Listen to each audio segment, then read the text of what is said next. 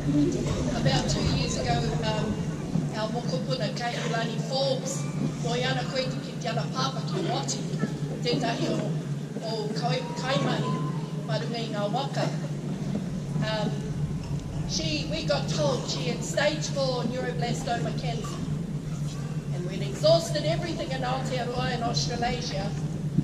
And we prayed as a whānau. We prayed and we asked God to send us a miracle.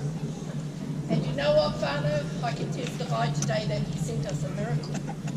And she's now a happy child, returned in January from her treatment. And so we wanted to go to Te Matatini with thankful hearts. And so this poi is written as a song of thankful praise to God for answering and hearing our prayers and for returning our mokopuna to health and well-being. So this is our poi whakamoe.